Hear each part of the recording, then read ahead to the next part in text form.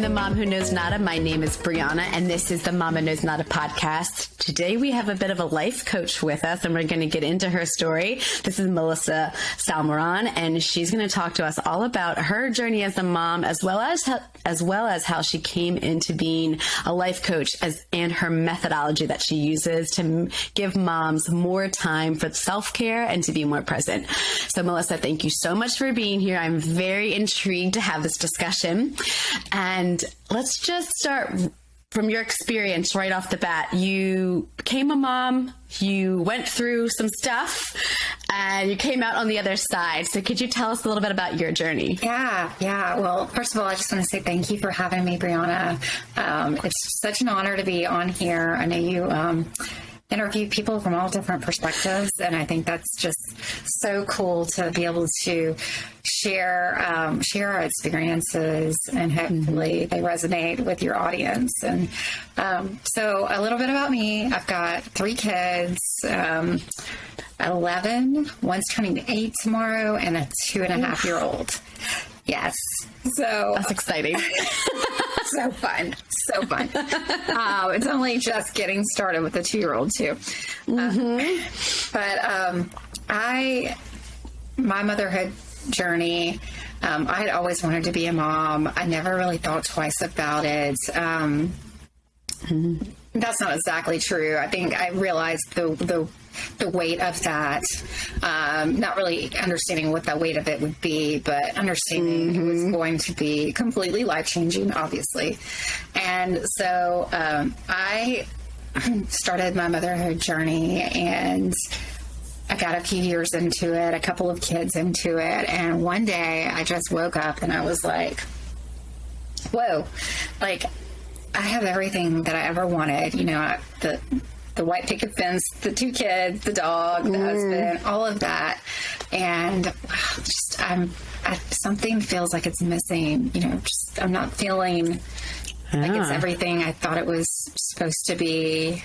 And then also feeling guilty about having those feelings. He's like, well, how in the world am I feeling this way when it's everything I ever thought I wanted?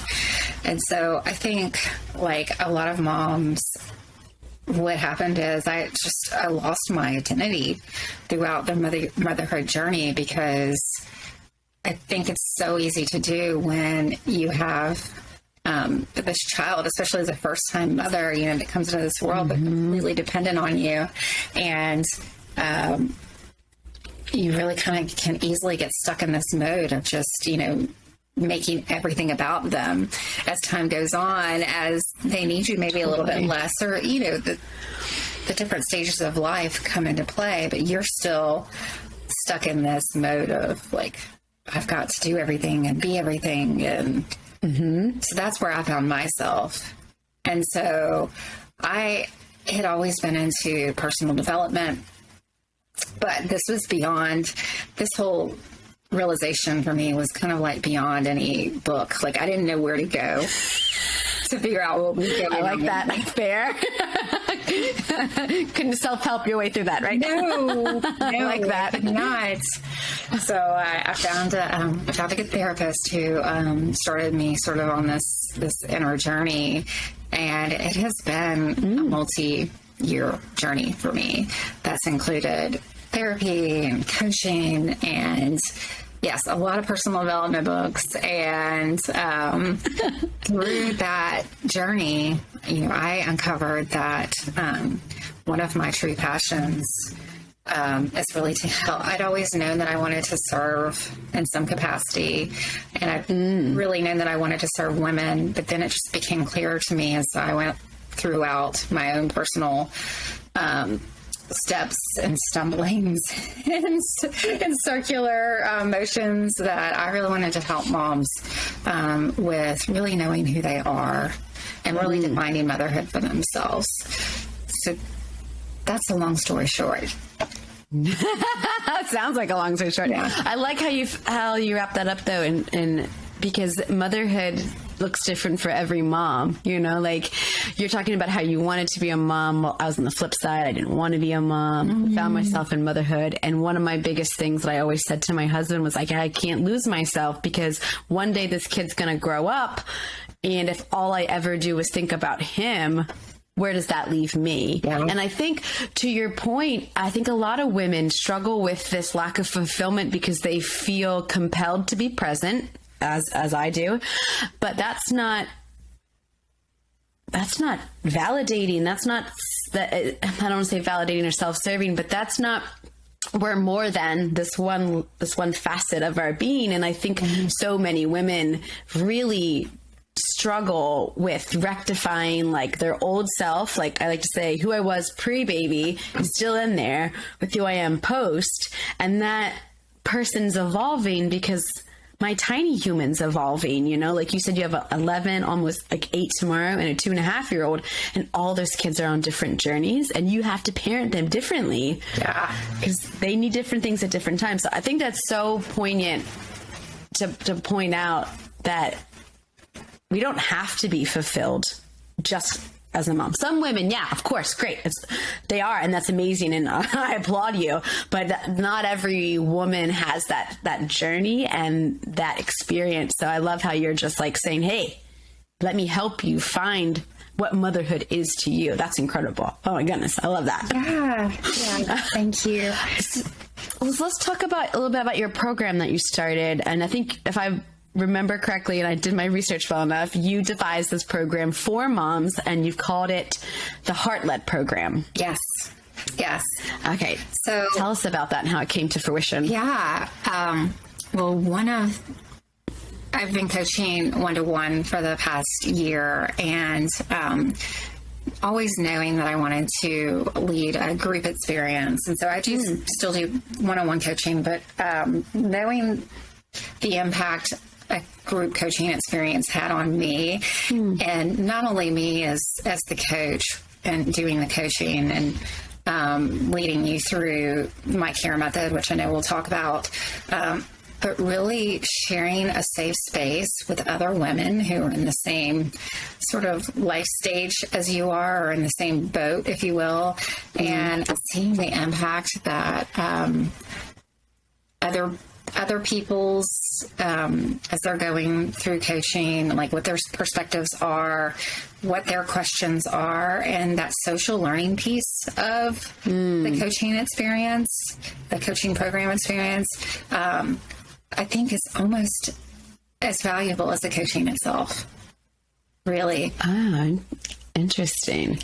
Because kind of like learning from other people as much as like the leader of the pack, if you will. Sure. Because I think we all, as much as we all have our own personal challenges or whatever the things that we're working on, as much as all of that is very, specific to us. Also, I found that a lot of these same challenges are shared. They may not look exactly the same, but it's been my experience that they are generally very close in nature. And so there may be something or a blind spot that you have that someone else, brings to the forefront for themselves. And then you recognize, wow, I've never realized that I have that same struggle, or that I was approaching life in the same way, and seeing their aha moments like really opens up something for others. And so it's just incredible to witness that. I almost wonder if because we get inundated with advice, especially new moms or first-time moms, or, there's so much out there to how to be a good parent and like what you need to do, right? I wonder if it's almost better and more organic to hear someone's story and identify what similarities you have with that story without somebody telling you what to do or how to do it. That just came to me. Sorry, I was just going down a rabbit hole. I think you're so right. Well, and I think that's probably why people listen to your podcast, right? Yeah. Right. We're just having a conversation and you're like, oh, crap. I appreciate it. No, but I mean, that's why we love, I know certainly why I love like listening to podcasts and just hearing other people's perspectives and their experiences, and seeing what the similarities and the differences are between us. It's like, oh, wow. You know, I've had that struggle too, and I've been afraid to admit it to myself. Yeah, absolutely. How many things do we not want to say to ourselves? Yeah. But you know, but I'm not alone. that's a tough one. Yeah, I'm not alone. No. She's been through it, and she came out the other side, and, you know, whatever it is. So let me ask you this, and this is kind of off the cuff. I was just thinking, what is your goal as a life coach? My goal is to help. I don't have the answers, right? It's to help other people uncover the answers that are inside, that they're already there. And that is talking about advice. When you are asked questions that really truly have you reflect and think about, because how many times do we stop and really slow down and ask ourselves questions about the way we're living?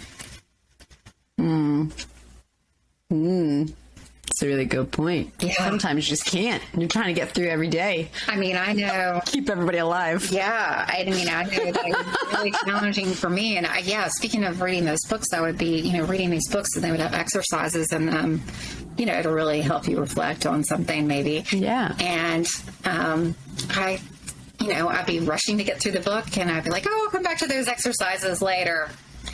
It never happened. Never happened. So having a coach who keeps you accountable, who's asking you really good questions, kind of in accordance with what your goals are, could just completely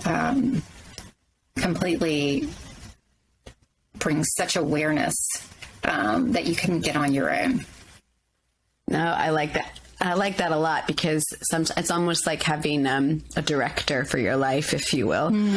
That's the way I'm like aligning it in my head, you know. But also what you said, and I say this to myself all the time, it's like you already have the answers. It's whether or not you want to admit them to yourself. That's the hardest thing. I've been saying that to myself for years. So to have you say that to me in this conversation right off the bat, I'm like, damn it, I'm right. I hate it when I'm right. I know. So what have you seen in your journey and on other women's that prompted you to create this course? Yeah. So for me, the reason why I developed the C.A.R.E method is because I saw through my own journey really what helped me transform the fastest. It's not the exact path I took, and I took the long way. And so my intention is that I can help moms shortcut that process for themselves. And so, I mean, I learned some of these tools that are included in the C.A.R.E method in a different order. But what it really came down to, when my real significant fast transformation really began, was when I really took the time to slow down. I was one of those compulsive overdoers, like so many women are. You know, it's just, my worth is completely based on, you know, what I'm doing and what I'm accomplishing, and, you know, how many times I volunteered at the school, and, you know, what I'm doing in my professional life, and all of these things. And all I really wanted was to be present. I wanted to be present, and yet I couldn't get present because I couldn't slow down long enough to really be present. No, that makes sense. I talk all the time with my friends, and I don't think that, and I have one child, and I understand that having more than one child, especially different ages, is much more complex than having one 4-year-old. Like, I get that, but I don't think it makes it any less hard. You know, because you still have a million things to do. You have one schedule to operate. But I also tell my friends all the time, like, I know my limitations as a human being. Like, I got to keep one kid alive, and that's a challenge. So keeping 3 kids alive and managing 3 schedules sounds like torture to me. That sounds like a purgatory that I don't want to be in. And it's hard enough to make time for me with one. So when I see other women with the 3 or the 5 or the 7 kids, they are like my heroes. I swear to God, I don't know how people do it, because how can you stay present for yourself and for your kid and for your partner? Yeah. I mean, that's a lot of awareness that you need to put in different verticals and compartmentalize. Oh, yeah. That's tough. So let me ask you this. Why do you think moms and parents get lost? How do we lose ourselves? Is it one thing, or what do you see with your clients? Yeah, I think that it's just that whole identity thing, right? It's you're taking on this identity of a mother or a parent, and we're conditioned so much to think about what that looks like. And so much of that is part of, how you were raised, the community you were raised in, the culture you are a part of. And we really subconsciously take that on. And so, I mean, like I said, it happened to me. I didn't even realize. And I was, 5 years into motherhood. And then I woke up one day and found myself there. And found myself in, I guess, what was an identity crisis to some extent. Totally. That's so tough. So let's have you explain C.A.R.E, your C.A.R.E, your acronym, and how it relates to parenting. So the first one is conscious connection, I believe. Yes, you're right. Conscious connection. All right, let's go. Yeah. So, I mean, this is that pathway to take you to a state of joy and fulfillment, and having better relationships with yourself, your kids, your spouse, anyone who matters most to you. And it starts with, like I said, reconnecting to yourself. That's the conscious connection. And that doesn't necessarily look the same for everyone either. So that's really where the work comes in to determine how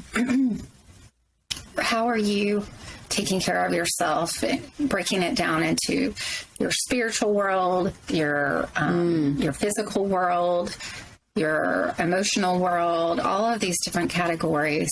Just really taking a look and assessing where you stand in those areas, and then coming up with a plan with, for instance, it could be, I am a huge fan of meditation.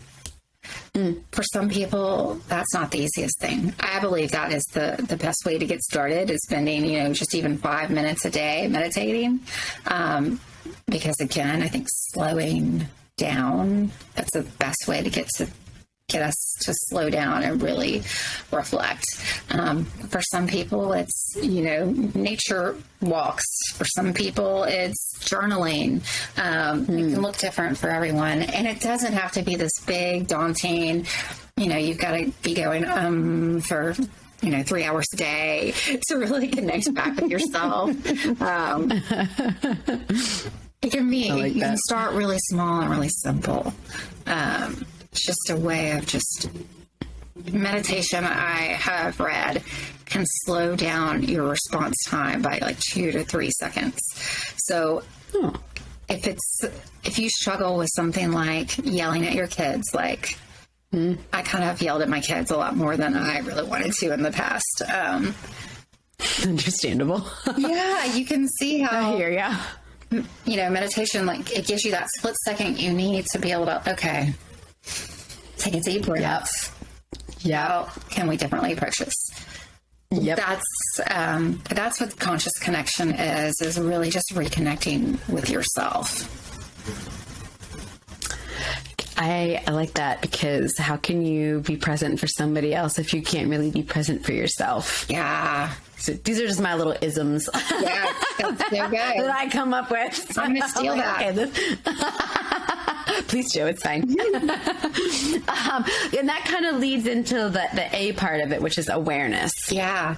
So A And to your point, how can you be aware when you're not even able to slow down enough to be present with yourself to have that awareness? And so this is where we really look at some of that conditioning that I spoke of, and really taking a look at some of the values that you have. People talk about values all the time, but until I truly did some value work myself, like not what everyone else thinks my value should be. So my top 3, used to be like, faith, family, and something else I can't even remember. But the point is, like, I could just tick those off as things that I thought they were supposed to be. Now, have they changed significantly much? Not completely, but they have changed as I really sat and thought about, what's most important to me. And one of the things that has become one of my top values is my well-being. And that's not something that was really in the front of the line in the past. Yeah. So we dive into that. That's where I like that. And I think that's where a lot of women get lost, kind of going back to that question. But like, and just thinking off the cuff myself here, I think we forget that we need to be on the top of the list, and it's in our nature to be the caregivers, obviously. Hello, that's, in centuries of evolution. So I think sometimes we forget that how can we care for anybody if we're not taken care of? Exactly. Exactly. Like back to that whole thing. How can we be present? How can we be aware if we're not doing it? Like I model a lot of things, and I'm going on a tangent here. Like if I want my son to do something, how can I expect him to do it if I'm not modeling that behavior? If I can tell him that he's capable of the world if he tries, but I'm not trying, and if he needs to be healthy, but all he wants to do is eat candy, because what 4-year-old doesn't just want candy for breakfast, lunch, and dinner? It's a daily fight in our house. And I have to explain to him that you have to have these nutrients, because if you only have this, your body doesn't get what it needs to be healthy and strong. So if I'm not modeling that behavior, how can I expect him to really grasp what I'm saying? Absolutely. My parents always do as I say, not as I do. And I'm like, I don't agree with that. We do what we say. Our conditioning, like our environment. So that was my household growing up. So to hear you say that about, what is it like? How do we change that? How do we reassess our values? Well, I choose to model behavior for my son. So you're just going through this. And I'm like, okay, what am I doing? Am I hitting all her? Oh, yeah, I love that. I love that. I'm looking for validation from you. Anyway, on to the R, re-energize. Yeah. So boundaries. Boundaries are strong, healthy boundaries are freedom. And so many of us are walking around taking on things that do not belong to us. We're in the habit of people pleasing. We're in the habit of not saying no. And what that is causing is a buildup of anger and resentment in so many cases. That certainly was the case for me. And I had no idea.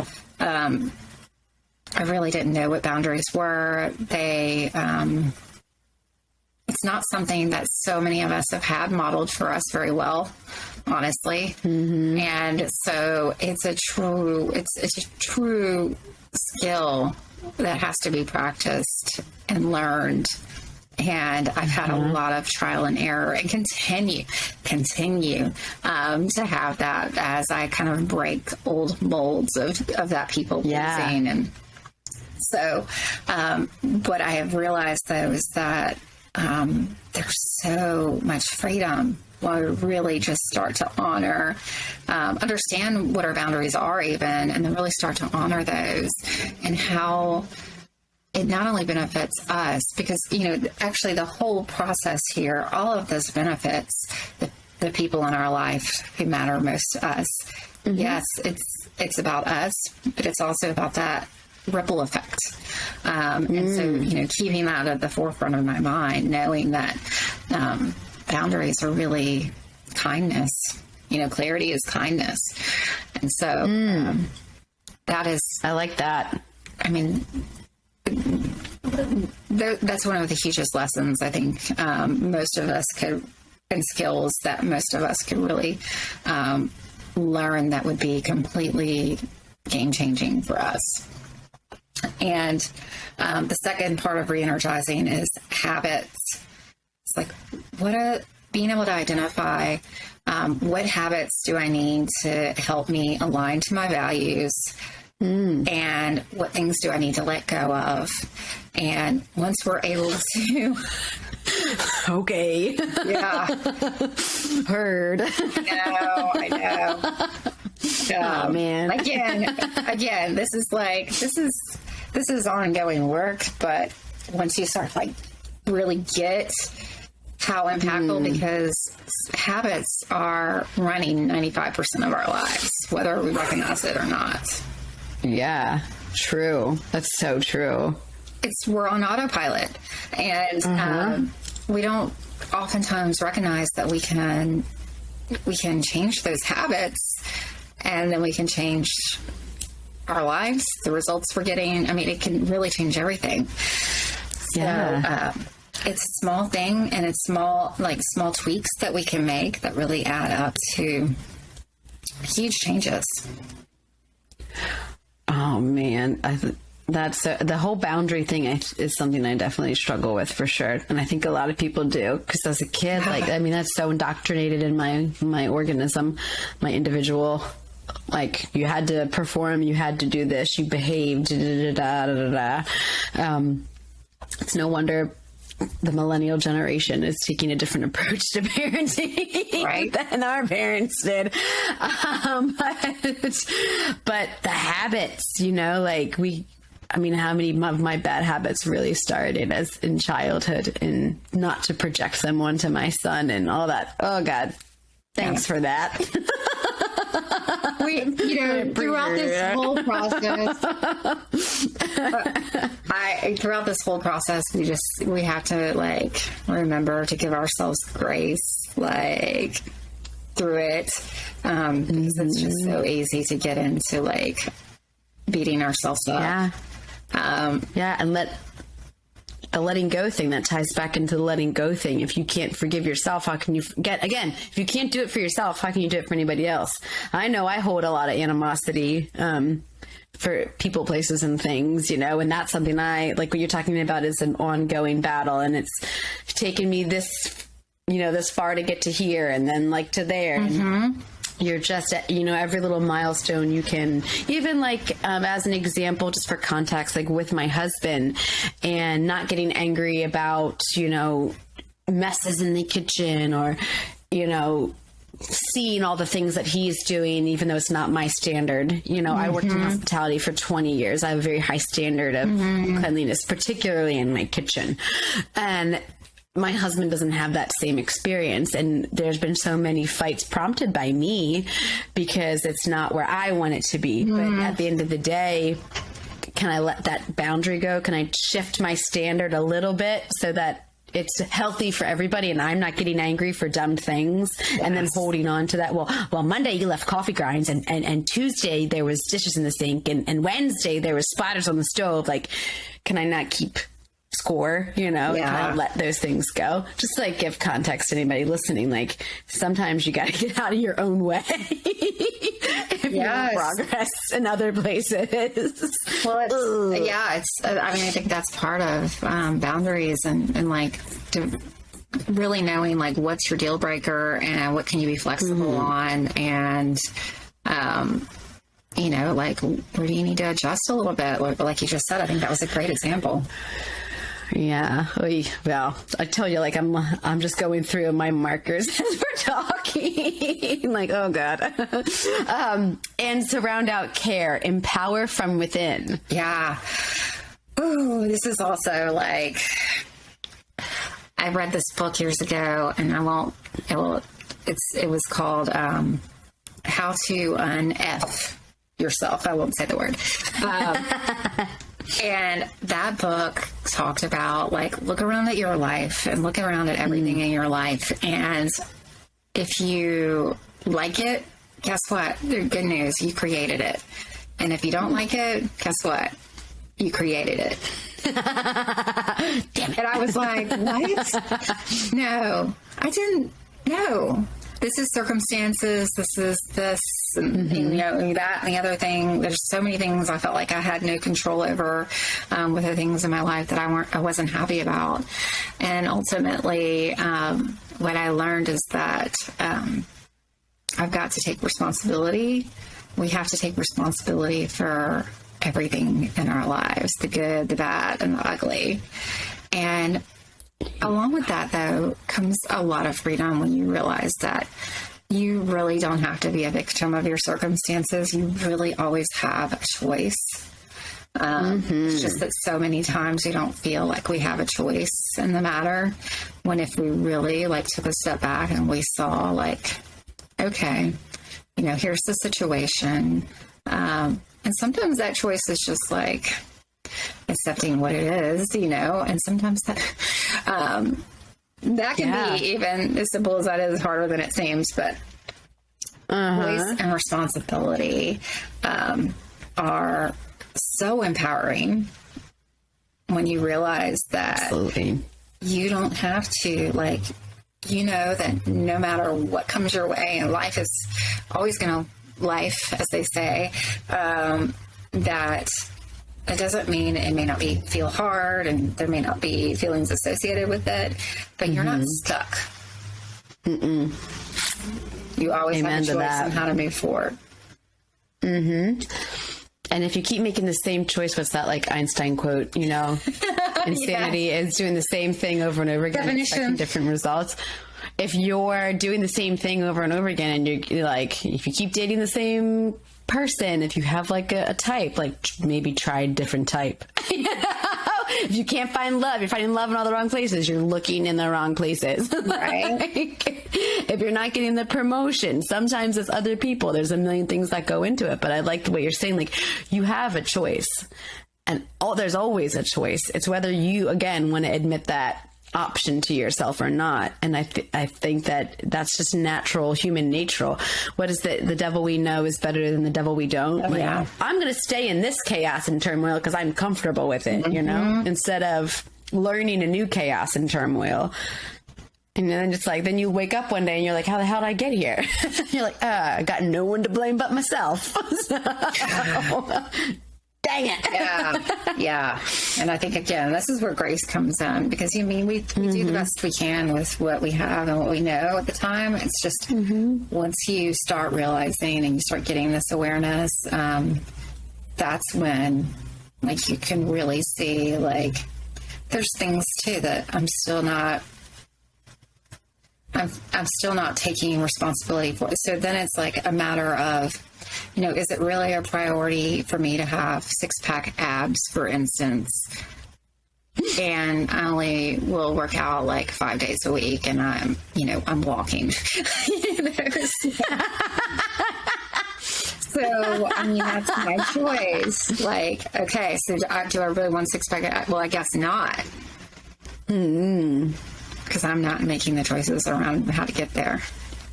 Yeah, exactly. That's a really good point. And I think that kind of also almost ties into, like, where are your values? Like, what really matters to you? Where are you gonna put your energy? You know, my husband always says that he wants to lose weight, but he eats like a half a loaf of bread every day for breakfast. Exactly. He's got a great metabolism, but maybe you should go swim a lap in the pool or run around the block. I don't know. So the C.A.R.E principles, again, conscious connection, awareness, re-energize, and power from within. I think those are so important. And the way they just intricately tie together, it's like one leads to the next. So that's pretty encouraging and inspiring.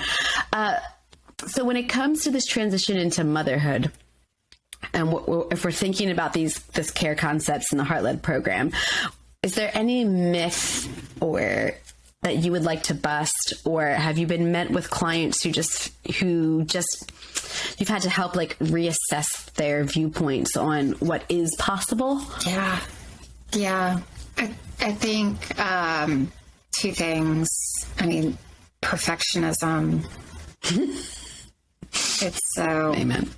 It's so challenging, and perfectionism is sneaky too. It doesn't necessarily just look like, having a perfectly well organized house, because I'll be the first to tell you that's not me. But this inner perfectionism really has been something I've worked through personally, and I know many of the moms that I work with have, and just feeling like there's this standard that I am never reaching. And I'm always raising the bar higher and higher. And Yes, definitely. And it's just never enough. You're never going to get it good enough. And then I think the other thing is just it can be so hard to break that feel of like everything being about the kids, and that guilt of thinking about yourself and what you want for yourself as opposed to making everything about everyone else. And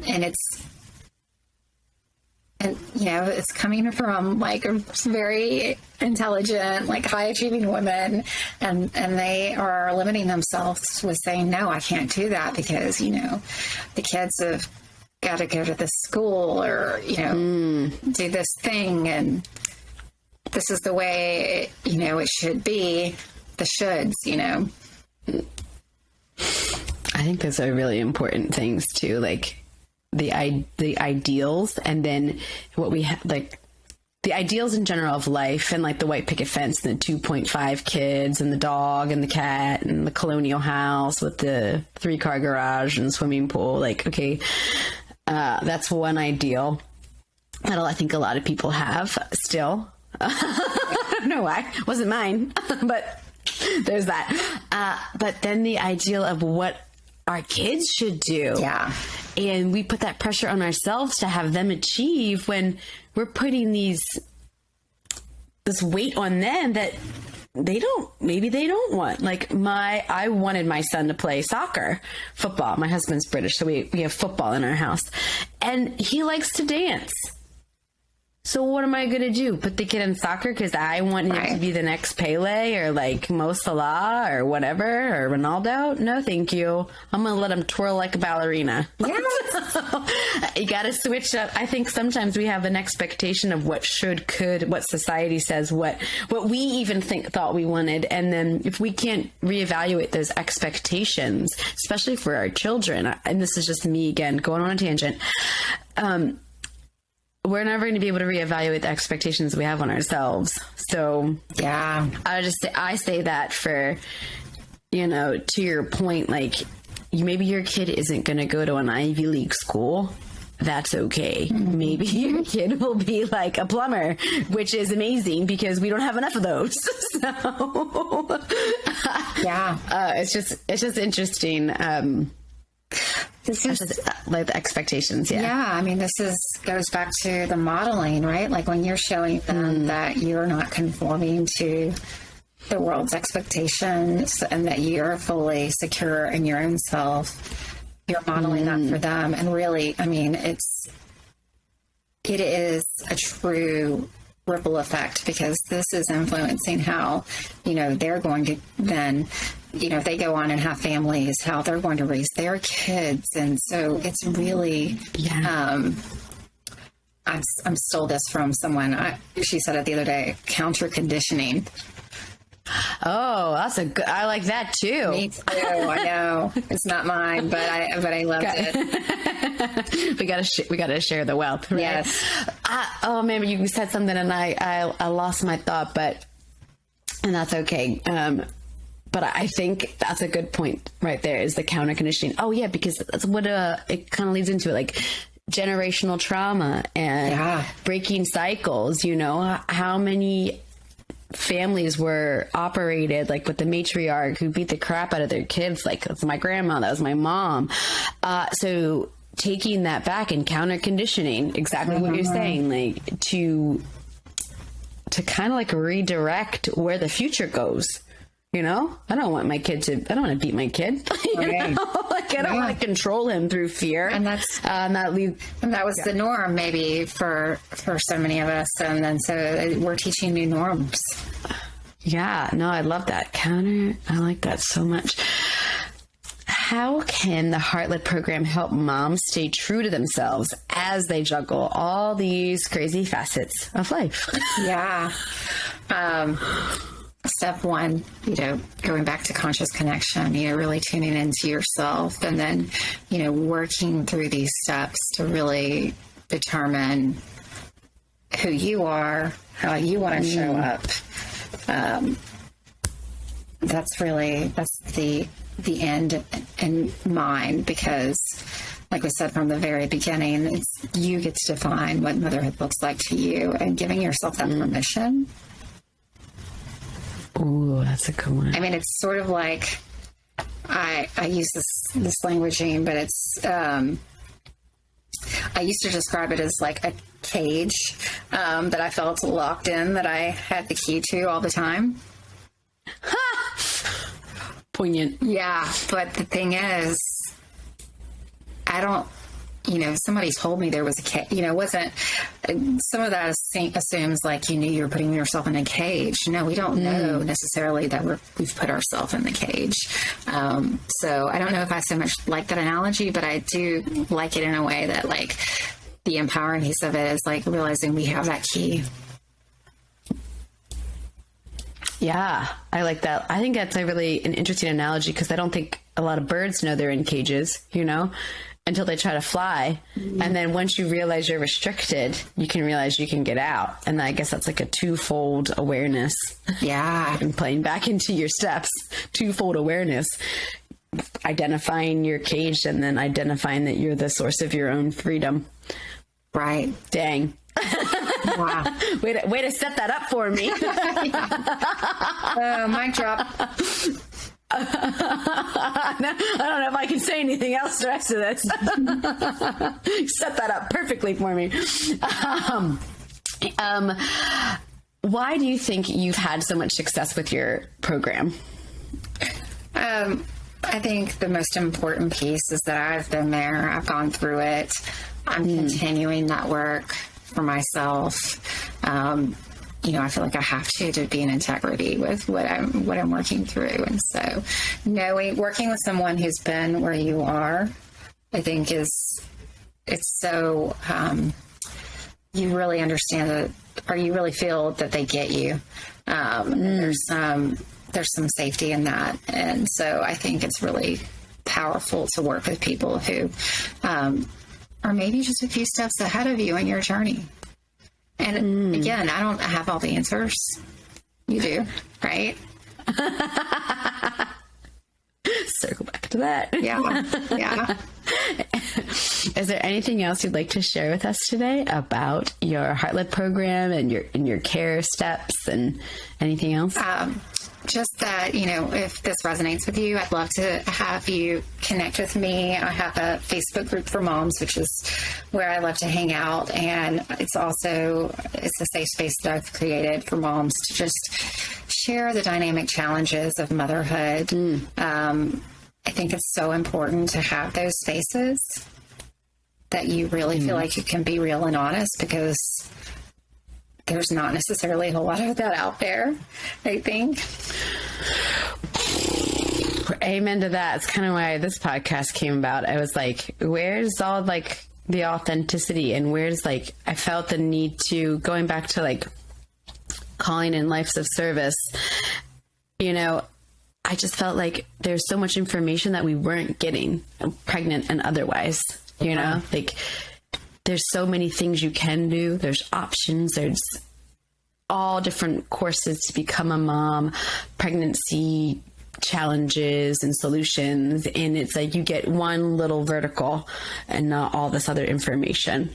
And so I felt it was like really important to share that information with as many women as possible. I agree wholeheartedly. And also, what do you know as a mom? Like when you first start out? So I know nothing. Exactly. Every day I'm learning something. That's the best place to operate from. I know nothing. I got a lot to learn. And anytime you think you've mastered something as a mom, it's like, oh, there's another leap. Oh, now they're 3. Oh, now they're 5. I know. Now they think they run the world. And you're like, oh. Yep. 100%. Oh, man.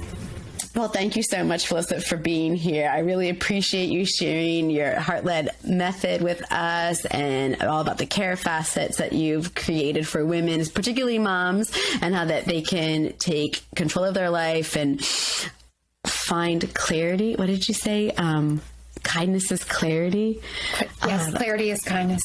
Clarity is kindness. Thank you. And they can gain some clarity about their lives going forward, and how they can be present and aware. So you can find more about Melissa, and it's Melissa Salmeron.com, correct? That's right. So that's your website? Okay, perfect. I had that written down appropriately.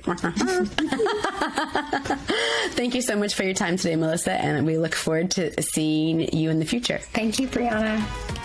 Thank you so much.